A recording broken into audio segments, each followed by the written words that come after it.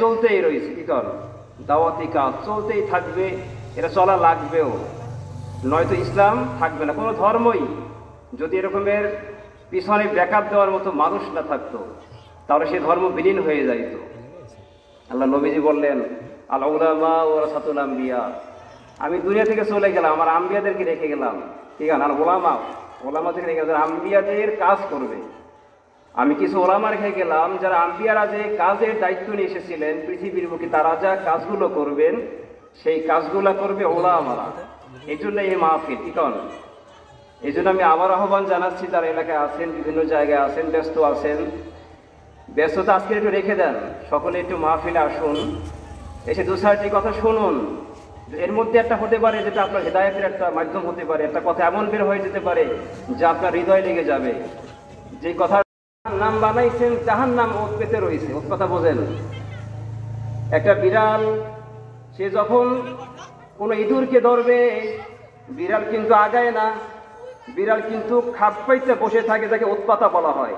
সে target নিয়ে বসে থাকে, ইঁদুর আস্তে আস্তে সামনে আগায়, আগাইতে আগাইতে যখন তার মুখের সামনে চলে আসে, খপ করে ধরে ফেলে। আমার আল্লাহ কয়, ও দুনিয়ার মানুষের, আরে জাহান্নাম আমি যে বানাইছি, ইন্না জাহান্নামা কানাত মিরসাদা, এই জাহান্নাম কিন্তু ওত পেতে রয়েছে, তোমাকে ধরতে চায়। তোমার কিন্তু বাঁচতে হবে জাহান্নামের ক্ষিপ্রতা থেকে। বাঁচার জন্য করণীয় হলো দুনিয়ার এই হায়াতটা তোমার করণীয়। এই হায়াতটা ফুরাইয়া গেলে কিন্তু তুমি হাজারো চেষ্টা করলে আর কোনো কাজ করতে পারবা না। এই জন্য ইন্না জাহান্নামা কানাত মিরসাদা, জাহান্নাম উৎপাইতে রয়েছে লিত্তাগিনা বাংলা বিসিনা ফিহা আহকাবা। এইটা ওই সমস্ত মানুষদের আবাসস্থল হবে যারা অবাধ্যতা করবে, আল্লাহর কথা শুনবে না, নামাজ পড়বে না, জিকির আজকার করবে না, কোরআন তিলাওয়াত করবে না, দুনিয়ার জমিনে অবাধ্যতা করবে, যত নাফরমানি কাজগুলো আছে করতে থাকবে। আল্লাহর কাজে ডাকবে মানুষ, কিন্তু ভ্রুক্ষেপ করবে না। এই মানুষগুলো অন্যায় করতে করতে করতে করতে অন্যায়ের মধ্যে ডুবে থাকবে। যখন মৃত্যুর সময় চলে আসবে, মৃত্যু হয়ে যাবে, পরবর্তী আফসোস বাড়তে থাকবে, আফসোস বাড়তে থাকবে। কিতাবের মধ্যে লেখছে, যখন একজন বেঈমানের মৃত্যুর সময় চলে আসে, যখন আজরাইল যখন আসার আগে কিছু ফেরেশতারা আসে, কালো কুচকুচে চেহারাওয়ালা ফেরেশতা, যাদেরকে দেখলে রুহুটা বের হয়ে যাইতে চাইবে, এত কষ্ট দেখে, এত অপছন্দের মানুষ দেখে এত ভয় লাগবে। এমন একটা গ্রুপের ফেরেশতাদের চেহারা বড় কুচকুচে কালো।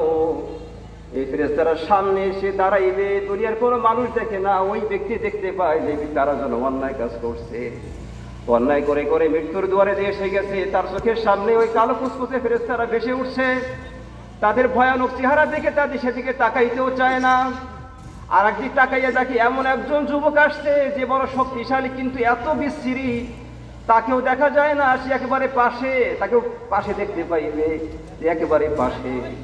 একটা দল ফেরেশতারা দূরত্বে, তাদের হাতে একটা চাদর থাকবে, একটা চাটাই থাকবে, আর একজন যুবক থাকবে কাছে, সেও কুচকুচে চেহারাওয়ালা, বিশ্রী চেহারাওয়ালা, কাউকে দেখতে মন চাইবে না, মন চাইবে চক্ষু ফিরাইয়া রাখি, কিন্তু আল্লাহ ভাই কোনো সুযোগ নেই, তারা এমন ভাবে চোখের সামনে দাঁড়াইবে, না দেখে কোনো উপায় থাকবে না, দেখা তোমার লাগবেই।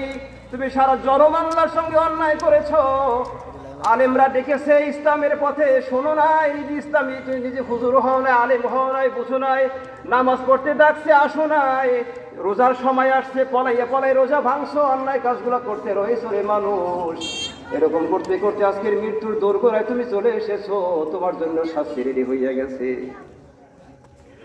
এরপর যখন আজরাইল চলে আসবে, আজরাইল যখন তার চেহারা দেখাইবে, চেহারা দেখানোর সঙ্গে সঙ্গে তার এমন ভয়ানক চেহারা একটা আছে, এমন ভয়ানক চেহারা যখন বান্দা দেখবে তখন তার কলিজাটা বের হইয়া যাইবে, এমন একটা অবস্থা তৈরি হবে, এত ভয়, এত ভয়।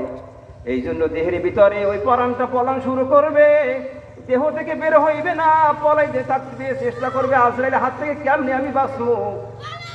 কিতাবের মধ্যে আরো লেখে, এই সমস্ত নাফরমান বান্দার যখন মৃত্যুর সময় চলে আসবে, আমার আল্লাহ তার জন্য যে জান্নাতের নিয়ামতগুলো রেডি করে রেখেছিল ওইগুলো সব সামনে ওপেন করে দিবে। জান্নাতের নিয়ামতগুলো দেখে সে হাসবে, এত সুন্দর নিয়ামত, এত আনন্দের জায়গা, এত বড় বড় নাজ নিয়ামত, এত বালাখানা, এত সুন্দর জায়গা, যখন সে দেখবে, দেখে মনটা তো ফুলে বিশাল মান হয়ে যাইবে তো আমার। কিন্তু আমার আল্লাহ ওই এত সুন্দর নাচ আমোদ দেখাইয়া তার হৃদয়ের মধ্যে একটা ভালো লাগা, ভালোবাসা, আক্ষেপ তৈরি করিয়া দিয়ে ওইটা অফ করিয়া দিয়া জাহান্নামের শাস্তি চোখের সামনে ভাসাইয়া দিবে। জাহান্নাম যে এত কঠিন একটা জায়গা, এত কঠিন একটা জায়গা। হাদিসের মধ্যে আসছে যে আনা আবি হুরায়রা রাদিয়াল্লাহু তাআলা আনহু قال قال رسول الله صلى الله عليه وسلم اوقد على النار 1000 سنه فهو احمر। হযরত আবু হুরায়রা হাদিস আসছে, তিনি বলতেছেন আল্লাহ রাব্বুল আলামিন জাহান্নামের আগুনকে এত উত্তপ্ত করেছেন। কিতাবের মধ্যে আসছে আল্লাহ জাহান্নামকে পরিচালনা করার জন্য 19 জন ফেরেশতা রাখছে। 19 জন ফেরেশতা, 19 জন ফেরেশতার মধ্যে একজন ফেরেশতা লিডার, তার নাম হলো মালিক ফেরেশতা। আল্লাহ ওই মালিক ফেরেশতার নেতৃত্বে 19 জন ফেরেশতা থাকবে। মালিক ফেরেশতাকে আল্লাহ আদেশ করে বলে, ও মালিক ফেরেশতা, জাহান্নামের আগুনে তাপ দাও, তাপ দাও, তাপ দাও। জাহান্নামের আগুনে তাপ দেওয়া হবে। উকিদা আলান নারি 1000 সানা, 1000 বছর। 1000 বছর তাপ দেওয়ার কারণে জাহান্নামের আগুনের বর্ণ হাত্তা আহমাররাত, একেবারে লাল হয়ে গেছে। যখন একেবারে টুকটুকে লাল হয়ে গেছে, আল্লাহর কাছে ফরিয়াদ জানাইছে, মালিক আমি কি এখন থেমে যাব? আমি কি জাহান্নামের আগুনে আর তাপ দেব না, থেমে যাব? আমি কি আল্লাহ থামবো? আমরা আল্লাহ কয়, না রে মালিক ফেরেশতা না, যে সমস্ত মানুষগুলো দুনিয়ার জমিনে আমার কথা শুনে নাই, নাফরমানি করতে করতে করতে করতে জিন্দেগি শেষ করে ফেলেছে, মৃত্যুর সময় পর্যন্ত চলে এসে তারপরেও তার হুঁশ আসে নাই, সারা জনম অন্যায় কাজ করতে করতে করতে করতে অন্যায় অবস্থায় যেন তার ইন্তেকাল হবে, এই সমস্ত নাফরমানগুলারে আমি এতটুকু শাস্তি, এতটুকু আগুনে জ্বালাবো না রে না, হবে না। তুমি তাপ দাও। সুম্মা উকিদা আলান নারি 1000 সানা। এরপরে জাহান্নামের আগুনে আবারও তাপ দেওয়া শুরু করলেন। তাপ দিতে দিতে দিতে দিতে 1000 বছর, এখন হইল কয় বছর? 2000 বছর তাপ দেওয়া হয়ে গেল। হাত্তা বিয়াদ্দত, আগুনের বর্ণ একেবারে সাদা হয়ে গেল। আল্লাহর দরবারে ফরিয়াদ জানাইল, মালিক আমি কি থেমে যাব? আমার আল্লাহ বলেন, না রে না মালিক ফেরেশতা না, তুমি থেমে যাইও না। জাহান্নামের আগুনে তুমি তাপ দাও, তাপ দাও, তাপ দাও। জাহান্নামের আগুনে তাপ দেওয়ার কারণে আরো 1000 বছর তাপ দিবে। 3000 বছর যখন তাপ দেওয়া হবে, হাত্তা সুওয়াদ্দা, জাহান্নামের আগুন তাপ দেওয়ার কারণে 3000 বছর যখন শেষ হয়ে যাবে, আগুনের বর্ণ কুচকুচে কালো হয়ে যাবে। ফাইয়া সাউদা ও মুসলিমা, একেবারে এমন অন্ধকার আল্লাহ বানাইয়া ফেলেছেন জাহান্নাম। ওর যে এত ক্ষিপ্রতা, ওর যে এত তেজ, ওর যে এত পাওয়ার, যখন জাহান্নামী মৃত্যু ব্যক্তি যখন দেখবে, ওই নাফরমানের সামনে যখন জাহান্নাম এভাবে ফিট করা হবে, যখন দেখা হবে তাকে জাহান্নামের শাস্তি যখন দেখতে পাবে, তখন এই রুহটা দেহের মধ্যে পলাইবে, রুহ বের হইতে চাইবে না। দেহের মধ্যে রুহ পলাইতে চেষ্টা করবে, কেমনে দেহের ভিতরে থাকা যায়, আমি বাইর হবো না, অত শাস্তি আমি সইতে পারবো না। তখন তো দেহের বিভিন্ন জায়গায় পলাইবে। নবীজি বলতেছেন, ওই সময়টায় আজরাইল আলাইহিস সালাম তার রুহটাকে জোর করে বের করবে। কিতাবের মধ্যে লেখছে, নারী বুড়ি ছিঁড়ে গেলে এত যত কষ্ট হয়, তার চাইতে অধিক অধিক কষ্ট দিয়ে তার রুহটা বের করা হবে। বের করার সঙ্গে সঙ্গে সঙ্গে সঙ্গেই ওই ফেরেশতারা তার চাটাই নিয়ে বলে তাদের চাটাই ভিতরে দিয়ে দেওয়া হবে। চাটাইতে রাখার লগে লগে যখন পেঁচ দিবে, এমন দুর্গন্ধ ছুটবে। কিতাবের মধ্যে লেখে, দুনিয়ার মধ্যে অত দুর্গন্ধওয়ালা দেহ আর অত দুর্গন্ধ পৃথিবীর মধ্যে আর হতে পারে না। এমন দুর্গন্ধ, এমন দুর্গন্ধ, যদি ওই দুর্গন্ধ মানুষের নাকে আসতো, মানুষ সহ্য করতে পারতো না, এমন চরম দুর্গন্ধ দেওয়া হবে। ওই দুর্গন্ধের চাটাইতে পেঁচাইয়া তাকে নেওয়া হবে আসমান পর্যন্ত।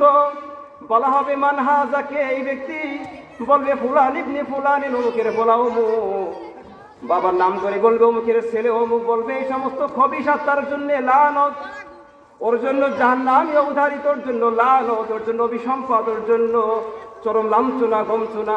কেউ তার জন্য হালাল সালাম জানাইবে না। সবাই তিরস্কার করবে, সবাই ছুঁড়ে ফেলে দিবে। এভাবে নিয়ে যাওয়া হবে আসমান পর্যন্ত। প্রথম আসমানে গিয়ে যখন দরজায় নক করবে, বলবে কে? বলবে অমুকের বড় অমুকরে নিয়ে এসেছি। ফেরেশতারা বলবে না রে না, ওর জন্য দরজা খোলা হবে না, আসমানের গেট খোলা হবে না। ওর তো আল্লাহর কথা শোনে নাই, আল্লাহর সঙ্গে নাফরমানি করেছে, আল্লাহর সঙ্গে আল্লাহর কথাগুলো শোনে না, আল্লাহর সঙ্গে নাফরমানি করতে করতে জিন্দেগি বরবাদ করে এসেছে। ওর জন্য কোনো খোশামদেদ নাই, কোনো হালাল সাহালাল নাই, ওর জন্য দরজা খোলা হবে না। আল্লাহকে বলা হবে, আল্লাহ বলবে ওর জন্য দরজা তোমরা খোলো না, ওকে পাঠাইয়া দাও, ওকে ওর জন্য সিজ্জিন নামক একটা জায়গা আছে জমিনের নিচে, সেই জাহান্নামের সেই জায়গাটা তোকে পাঠাইয়া দাও, সেই সিজ্জিন নামক জায়গা ওকে পাঠাইয়া দাও। কিয়ামত হওয়া পর্যন্ত ওই সিজ্জিনের মধ্যে সে শাস্তি ভোগ করতে থাকবে। আল্লাহ রাব্বুল আলামিন বললেন যে ফাযুকু ফালান নাযিদাকুম ইল্লা আযাবা, যখন এই সমস্ত নাফরমানগুলোর শাস্তির মধ্যে ফেলে দেওয়া হবে, জাহান্নামে ফেলে দেওয়া হবে, জাহান্নামের শাস্তি কখনো কমানো হবে না। ফাযুকু ফালান নাযিদাকুম ইল্লা আযাবা, শাস্তির ধরন একের পর এক বাড়ানো হবে, শাস্তির পর শাস্তি বাড়াইতেই থাকবে। ওর শাস্তি কোনো কমানো হবে না, শাস্তির ধরন একের পর এক শুধু বাড়তে থাকবে। ওখান থেকে বাঁচার আর কোনো উপায় থাকবে না। বড় কঠিন একটা অবস্থা। এই জন্য মাহফিলে আপনারা আসুন, দু চারটি কথা শুনুন, কাজে লাগবে। মরে গেলে কেউ ডাকবে না। কত মানুষ দুনিয়া থেকে চলে গেছেন, কেউ কারো খবরই তো লন না। এলাকার কত মানুষরা ছিলেন, কি করেন, এই কত মানুষকে দেখতেন, কত মানুষের আপনার পাশে ছিলেন। এই মানুষগুলো সব এক এক করে চলে গেছে। আপনার জন্য তো মৃত্যুর পরোয়ানা জারি হয়ে যাইবে। আপনিও তো পড়ে থাকবেন একই কবরে, যেই কবরে কেউ খবর লইবে না, পাশে কেউ যাবে না, লগে কেউ থাকবে না। আল্লাহকে ভুলে মানুষ তোমরা কেমনে থাকো, আল্লাহকে ভুলে কেমনে থাকো রে মানুষ, আমাদের তো বুঝে আসে না। এই জন্য জাহান্নাম বড় কঠিন জায়গা, ওই জায়গায় জ্বলা যাবে না। হাদিসের মধ্যে এসেছে জাহান্নামের ভিতরে আল্লাহ একটা পাহাড় বানাইছেন। এই পাহাড়টা এত উঁচা যে নিচ থেকে উপর পর্যন্ত 70,000 বছর লাগে। 70,000 বছর পর্যন্ত জাহান্নামীকে উপরে উঠানো হবে, আবার ছুড়ে ফেলা হবে। ওখান থেকে পড়তে আবার 70,000 বছর নিচে আসবে, পড়বে, আবার উঠানো হবে, আবার পড়বে। এরকম করে তার জিন্দিগির সমস্ত জিন্দিগিটা পর্যন্ত, সমস্ত জিন্দিগি তো নাই আচরণ পর্যন্ত তাকে ওই জায়গায় ওই সাথে চলতেই থাকবে। আমরা আল্লাহকে ফাযুকু ফালান নাযিদাকুম ইল্লা আযাবা, ও দুনিয়ার মানুষেরা রে, আমি শাস্তির ধরন কমাবো না, বাড়াইতেই থাকবো। আইটেমের পর আইটেম শুধু বাড়তেই থাকবে। নাউযুবিল্লাহ বলেন, বড় কঠিন একটা অবস্থা। কি জাহান্নাম।